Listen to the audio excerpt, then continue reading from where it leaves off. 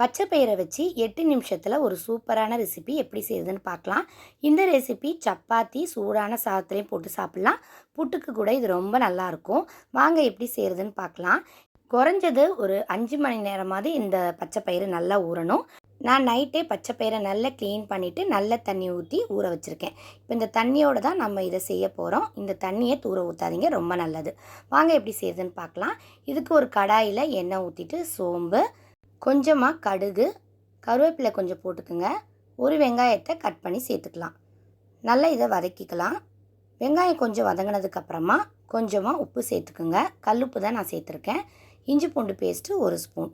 இப்போ இது எல்லாத்தையுமே நல்லா வதக்கிக்கலாம். வெங்காயம் நல்லா வதங்கணும், அது வரைக்கும் நல்லா வதக்கிக்கணும். வெங்காயம் நல்லா வதங்கினதுக்கப்புறமா கொஞ்சமாக மஞ்சத்தூள், ஒரே 1 ஸ்பூன் தனியாத்தூள், 2 ஸ்பூன் மிளகாய்த்தூள், உங்களோட காரத்துக்கு ஏற்ற மாதிரி இதை சேர்த்துக்குங்க.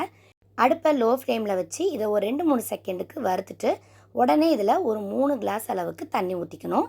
இல்லைன்னா கரிஞ்சிடும். அதனால் லோ ஃப்ளேமில் வச்சுட்டு வறுத்துட்டு அதுக்கப்புறமா நீங்கள் தண்ணி ஊற்றிட்டு ஹை ஃப்ளேமில் வச்சுக்கோங்க. இப்போ எல்லாத்தையுமே நல்லா மிக்ஸ் பண்ணிக்கலாம். நல்லா இது கொதித்து வரட்டும்.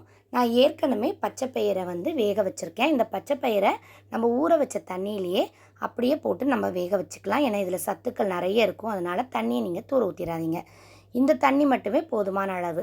பச்சை பயிர் மூழ்கிற அளவுக்கு நீங்கள் தண்ணி ஊற்றினாலே போதும். இப்போ இதை ஒரு 3 விசில் வச்சு நான் எடுத்திருக்கேன். 3லேருந்து 4 விசில் வரைக்கும் நீங்கள் விட்டாலே போதும். நல்லா இது மசிஞ்சு வெந்து வந்துடும். இந்த மாதிரி கரண்டியை வச்சு நீங்கள் மசிச்சு விட்டாலே சூப்பராக மசிஞ்சு வந்துடும். இந்த பச்சை பயிரை உப்பு போடாமல் வேக வச்சு எடுத்துக்குங்க.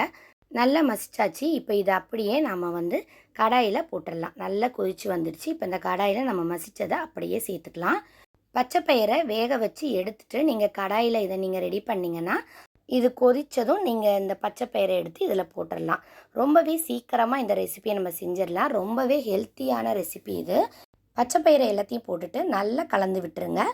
குக்கரில் கொஞ்சமாக தண்ணி ஊற்றி மிக்ஸ் பண்ணி வச்சுருந்தேன். அதையும் நான் இதில் ஊற்றிக்கிட்டேன். இப்போ இது நல்லா கொதித்து வரட்டும். இந்த ஸ்டேஜில் உப்பு சரியாக இருந்தால் விட்டுருங்க. உப்பு தேவைன்னா போட்டுக்கலாம். எனக்கு கொஞ்சமாக உப்பு தேவைப்படுதுங்கிறதுனால நான் கொஞ்சம் சேர்த்துக்கிறேன். உப்பு சேர்த்துட்டு நல்லா ஒரு முறை கலந்து விட்டுருங்க. நல்லா கொதித்து வரட்டும். நல்ல ஒரு கொதி வந்த உடனே அவ்வளோதாங்க, இது ரெடி ஆகிடும். நல்ல கொதி வந்துடுச்சு, அவ்வளோதாங்க. சூப்பரான பச்சை பயிறு மசாலா குழம்பு ரெடி ஆகிடுச்சு. நான் இன்றைக்கி புட்டு தான் செஞ்சுருக்கேன். இதுக்கு தான் சைடிஷாக இந்த ரெசிப்பியை பண்ணியிருக்கேன். இது சூடான சாதத்துலேயும் போட்டு பிசைஞ்சு சாப்பிட்லாம். சப்பாத்திக்கும் ரொம்ப ரொம்ப சூப்பராக இருக்கும். ஒரு முறையாவது இதை ட்ரை பண்ணி பாருங்கள். ரொம்ப ரொம்ப சூப்பராக இருக்கும். ரொம்பவே ஆரோக்கியமான பச்சை பயிறு மசாலா குழம்பு ரெடி ஆகிடுச்சு. இந்த வீடியோ உங்களுக்கு ரொம்ப பிடிச்சிருக்குன்னு நினைக்கிறேன். பிடிச்சிருந்தா லைக் பண்ணுங்கள். உங்கள் ஃப்ரெண்ட்ஸ் அண்ட் ஃபேமிலிக்கு ஷேர் பண்ணுங்கள். புதுசாக இந்த வீடியோவை இப்போ தான் பார்த்துட்ருக்கீங்களா? பிடிச்சிருந்தா லைக் பண்ணிவிட்டு சப்ஸ்கிரைப் பண்ணுங்கள். தேங்க்யூ.